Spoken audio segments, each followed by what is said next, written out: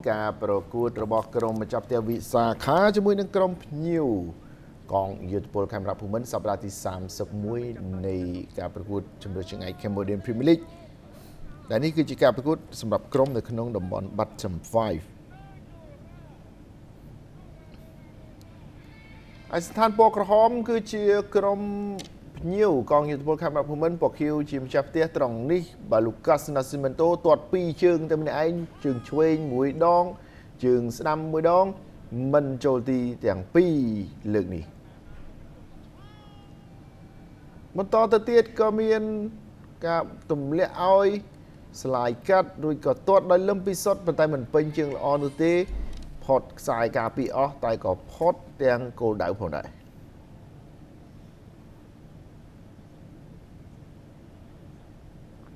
មកការលេងប្រតិកលាគ្នាត្រង់នេះ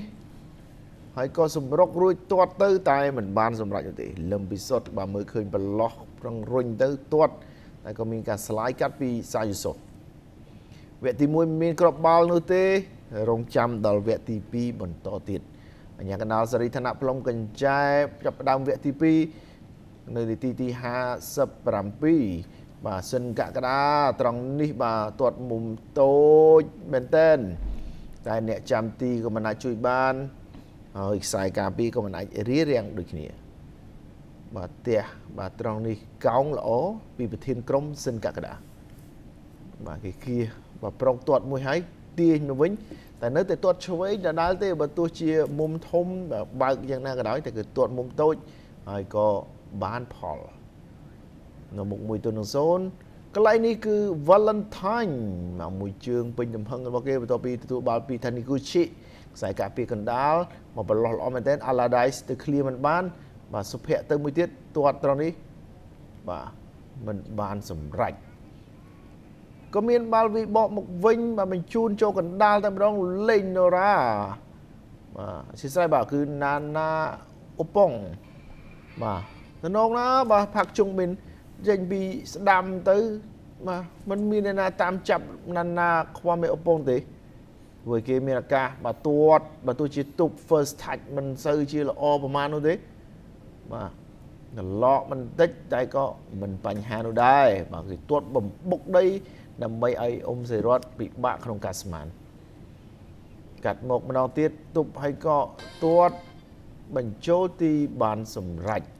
បាទត្រង់នេះគឺគៀសចុះគៀសឡើងបើយើងមើលប្លង់ចិត្តវិញម្ដងគឺទប់មួយសួងសុកលេងព្យាយាមដេញគេទាត់បាទមកត្រង់នេះបាទផុតអ្នកចាំទីទៀតហើយក៏ផ្ដួលខ្លួនបាទសុទ្ធបញ្ចូលទីគ្រាប់បាល់ទី3ឲ្យវិសាខាទី80នៅមុខ3-0លើកងយុទ្ធពលខេមរៈភូមិន្ទមិនទាន់អស់ទេ90+2ទៅហើយត្រង់នេះបាល់ដាច់មាត់ហើយក៏ទាត់បញ្ចូលទីដោយកីឡាករគឹមឆៃហេងដែលជាកីឡាករវ័យក្មេងបាទបដូរចូល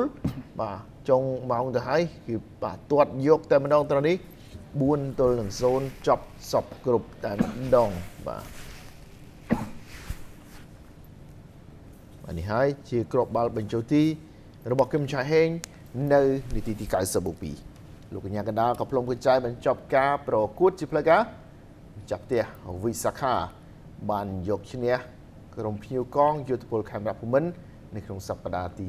31នៃការប្រកួតជម្រើសជើងឯក Cambodian Premier League 2025-2026ដោយគ្រាប់បាល់4-0